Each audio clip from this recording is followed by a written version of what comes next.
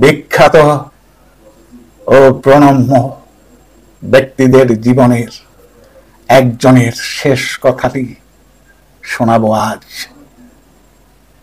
লিখেছেন কবি তপন মুখার্জি। শিরোনাম দিনাঙ্ক। যাওয়ার বেলায় ঘনিয়ে এলে কেউ রাগেন, কেউ বা হাসেন, কেউ বা অস্থির হয়ে ওঠেন।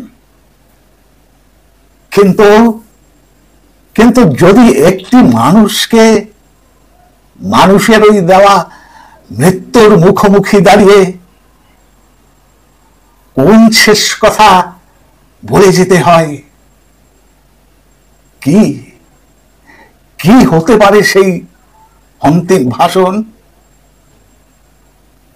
1200 বছর আগের কোন এক সকালে এক রোমান সৈন্যের হাতে দুই দিকে ধার দেওয়া চওড়া তরবারি, অথচ তার সামনেই কারাগারের মেঝেতে বসে তখনও এক বৃদ্ধ দোদ্বদ্ধ কিশব অঙ্ক কষে চলেছেন এক মনে। মানুষটি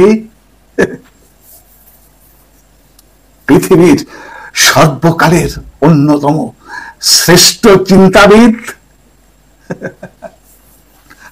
আর্কিমিডিস।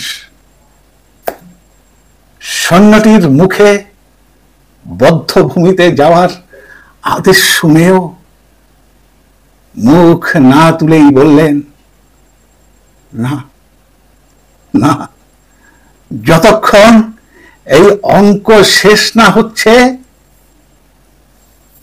যেতে পারবো না, যেতে পারবো না আমি। পর মুহূর্তেই পৃথিবীর সবচেয়ে দামি মাথাটিকে বিচ্ছিন্ন করা হয়েছিল তার অশক্ত দেহ থেকে মানুষের চিরকালীন মূর্খতার প্রমাণ হিসেবে। অশক্ত দেহ থেকে মানুষের চিরকালীন মূর্খতার প্রমাণ হিসেবে। নমস্কার।